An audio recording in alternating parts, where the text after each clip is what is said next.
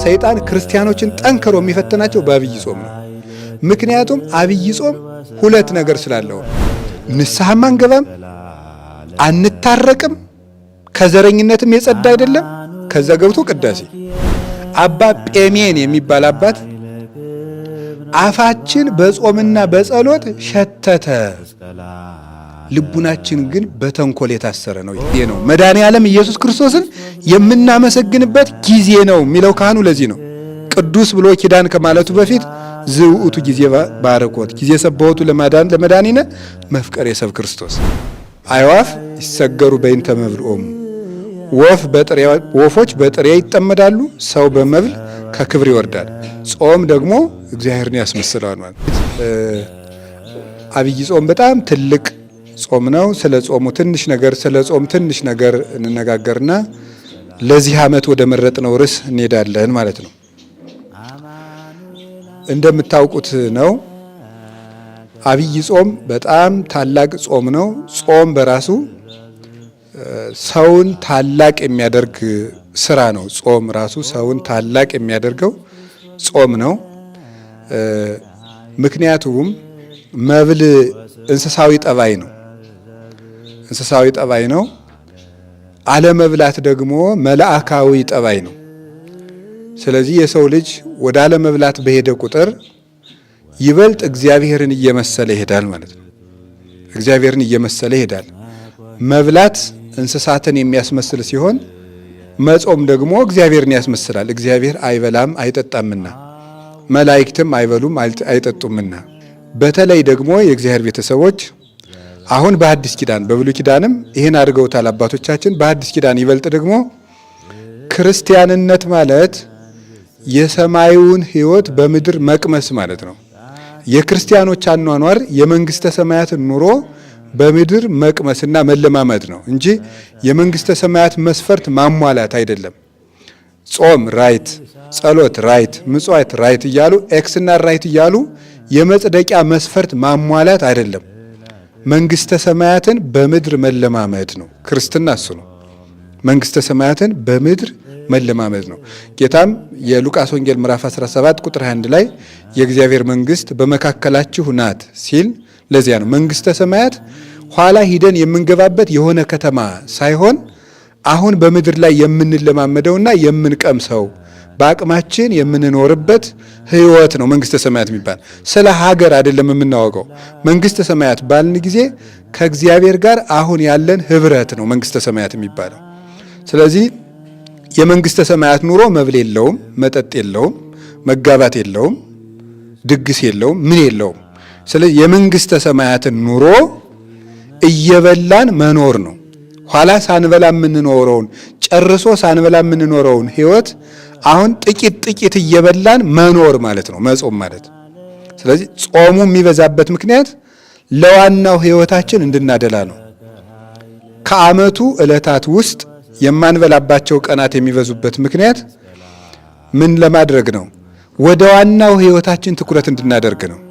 ቅዱስ ጳውሎስ ከርስ ለመብል ወመብልኒ ለከርስ እግዚአብሔር ይስዕሮሙ ለክልኤሆሙ፣ መብል ለሆድ ነው፣ ሆድም ለመብል ነው፣ ሁሉንም እግዚአብሔር ያሳልፋቸዋል። ያገባ እንዳላገባ፣ ያልበላ እንዳልበላ የሚሆንበት ጊዜ ይመጣል ብሎ እንደተናገረ ዋናውን ህይወት እዚህ እንልማመድና ከዚያ ዋናው ኑሯችን ውስጥ ሄደን እንገባለን ማለት ነው።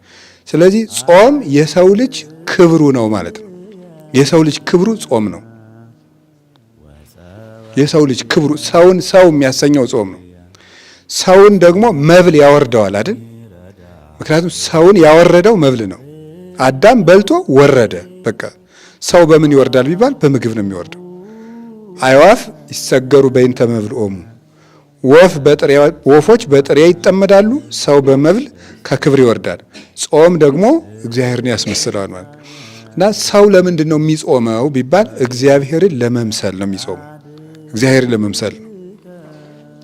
ወደ አለመብላት እየበሉ ወደ አለመብላት መሄድ ነው። እየበሉ ወደ አለመብላት መሄድ ነው። እየበሉ ወደ መብል መሄድ አይደለም። እየበሉ ወደ አለመብላት መሄድ፣ መብል የማያሻውን ህይወት መኖር፣ ያለ ትካዝ መኖርን እየሰሩ መልመድ፣ እሱ ነው ጾም ማለት። ጾም የተሰጠን ለዚያ ነው እንጂ እግዚአብሔር እኛን በማስራብ ስለሚደሰት አይደለም። ወይም ደግሞ እኛን በቃ ስጋችንን እየቀጣው አይደለም። እግዚአብሔር እንደሱ ሳይሆን የሚያምርብንን እየነገረን ነው።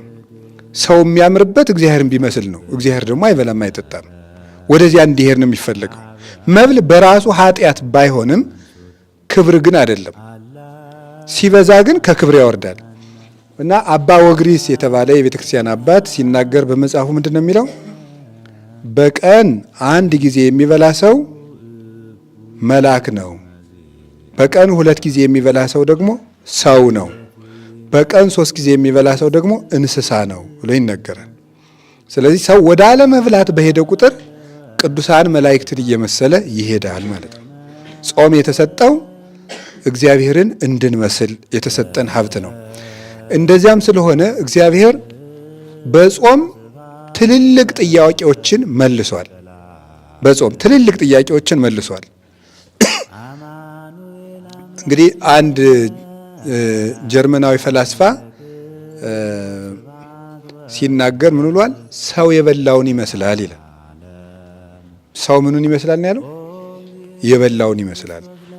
ሰው የበላውን ይመስላል ብሎ ተናግሯል። ሰው የበላውን ይመስላል ማለት ምን ማለት ነው? እንግዲህ ሳያቋርጥ የሚበላ ከብት ይመስላል፣ እንስሳ ይመስላል። እየመጠነ የሚበላ ደግሞ ነቢያትን ይመስላል፣ ሐዋርያትን ይመስላል። ከዚያ ደግሞ ምግቡን ጭራሽ እየተወው ሲመጣ መልአክ ይመስላል። ፈጽሞ ሲተወው እግዚአብሔርን ይመስላል። ስለዚህ ሰው የበላውን ይመስላል ብሎ የተናገረው ለዚህ ነው።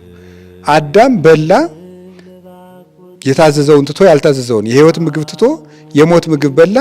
የበላው ምግብ ፈራሽ እንደሆነ አዳምም እንደበላው ምግብ ፍረስ ተብሎ ተፈረደበት ማለት ነው። ምግቡ ተበልቶ የሚፈርስ የሚበሰብስ ነው። አዳምንም እንደበላው ምግብ አንተም ፍረስ አለው እግዚአብሔር። ሰው የበላውን ይመስላል። ክርስቶስን የበሉ ደግሞ ሰዎች ክርስቶስ ምንድን ነው? ሕያው ነው። ስለዚህ በከመ አነ ሕያው በእንተ አቡየ፣ እኔ በአብ ምክንያት በእንተ አብ፣ እኔ በአብ ምክንያት ሕያው እንደሆንኩ አንትሙሂ ተሐዩ በእንቲአየ፣ እናንተም በእኔ ምክንያት ሕያዋን ትሆናላችሁ ነው። እሱ የባሕርይ አባቱን አብን መስሎ ሕያው እንደሆነ እኛ ደግሞ ከሱ ሕያውነት የተነሳ ሕያው እንሆናለን። ሰው የበላውን ይመስላል። ክርስቶስ ሕያው እንደሆነ ክርስቶስን የበሉ ሰዎች ሕያዋን ይሆናሉ። ምግብ ሙት እንደሆነ ሙት ምግብ ብቻ በመብላት የሚኖሩ ሰዎች ሙታን ይሆናሉ። ስለዚህ ጌታም ለዚህ ነበር በጾም ወቅት የማቴዎስ ወንጌል ምዕራፍ 4 ላይ ሲናገር አኮ በመብል ዘይሃዩ ሰብ አላ በኩሉ ቃል ዘይወጽእ እምአፉ ለእግዚአብሔር፣ ሰው በምግብ ብቻ ሕያው ሆኖ የሚኖር አይደለም ከእግዚአብሔር አፍ ቃል በሚወጣ ቃልም እንጂ ብሎ ተናግሯል። በአንጻሩ ሊቃውንት ሲተረጉሙት ሰው በሩቅ ብእሲ ደም አይድንም፣ መለኮት ባልተዋሃደው ምግብ ሊድን አይችልም። መለኮት በተዋሃደው ምግብ ነው የሚድነው። ምክንያቱም የሰው ልጅ በምግብ ብቻ የሚኖር አካል የለውም። በምግብ ብቻ የሚኖር አካል አለው፣ ምግብ የማያኖረው አካል አለው። ምግብ የሚያኖረው አካል የሚባለው ስጋው ነው። ምግብ የማያኖረው አካሉ ደግሞ ምንድን ነው? ነፍሱ ነው። ምግብ የማያኖረው አካሉ ነፍሱ ነው። ስለዚህ ስጋውን ምግብ ቢያኖረው ነፍሱን ደግሞ ምግብ አያኖረውም። በአንጻሩ ደግሞ ስጋው ራሱ በምግብ ለዘላለም ሕያው መሆን አይችልም፣ ፈርሶ ይቀራል እንጂ የስጋ ሕያውነት ከነፍስ ሕያውነት የሚመጣ ነው። ስለዚህ ነፍስ ሰው ባልተመጣጠነ ምግብ ምክንያት ስጋው ይጎዳል እንደሚባለው ሁሉ ለነፍሱና ለአይምሮው ምግብ ባጣ ቁጥር ሰውየው የተጎዳ ይሆናል ማለት ነው። እና ስለዚህ እግዚአብሔር ጾምን የሰራልን መብል የስጋ ምግቡ የመሆኑን ያህል ጾም ደግሞ የነፍስ ምግቧ ነው። ስለዚህ ነፍስ እግዚአብሔርን ከጾም ትመገባለች። እንባ ሲሳያዋ ይሆናል። ሲሳይ ኮነኒ አንብኤ ሲል ዳዊት ይህን የተናገረው እንባዬ ሲሳይ ሆነኝ ያለው በእንባ የሚያለቅሰው ልቅሶና ንስሐው ጾሙ ለነፍስ ብርታቷ እንደሆነ ነው። ምግብ ስጋን እንደሚያጠነክረው ደግሞ ነፍስን የሚያጠነክራት ጾም ስለሆነ ነው። ጾም ነፍስን ያጠነክራታል፣ ኃይል ይሰጣታል። ምግብ የነፍስ ሸክሟ ነው፣ መከራዋም ጭምር ነው። የሚወለደውም ከዚያ ነው፣ የነፍስ መከራዋ።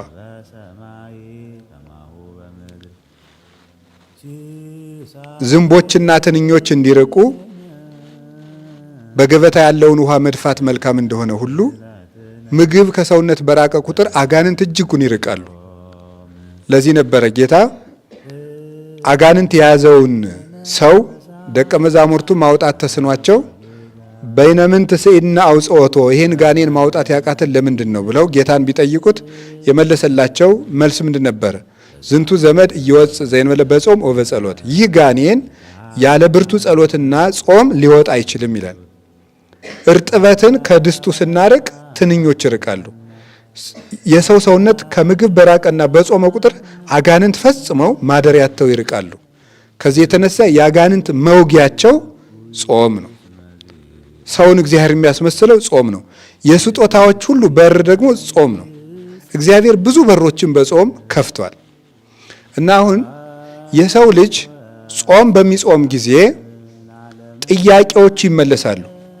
ለምሳሌ ነቢዩ ሙሴ ጾሞ እንደተነገራችሁት ሕግ ተቀብሏል። ካሁን ቀደም እንደተማርነው ነቢያት ሁሉ 40 ቀን ጾመው ዕዝራ 40 ቀን ቢጾም የመጻሕፍት ጥያቄ ተመልሰውለታል። ኤልያስ 40 ቀን ቢጾም የሕይወት ጥያቄ ተመልሶለት ከሞት ተሰውሯል። ስለዚህ ጾም የሕይወት ጥያቄን ይመልሳል ማለት ነው። አስቴር 3 ቀን ብትጾም የሰላም ጥያቄ ተመልሶላታል። ወገኖቹ አንድ ሀገር ሊጠፋ ነበረ። የአንድ ሀገር ሕዝብ በ3 ቀን ጸሎት አትርፋለች። ከተሳለ ሰይፍና ስለት ከጦር ጉሮሮ አውጥታለች። ሰዎች ከሞት በ3 ቀን ጾም ድነዋል። በ3 ቀን ጾም ከሞት ከተጻፈ የሞት ደብዳቤ እስራኤላውያን የዳኑት በአስቴር የ3 ቀን ጾም እና ጸሎት ነው። እንደምታውቁት ቅዱሳን ሐዋርያት በፍልሰታ ጾም እመቤታችንን አሳየን ብለው ጾመው ነበር። ጥያቄያቸው ተመልሶ አይተዋል።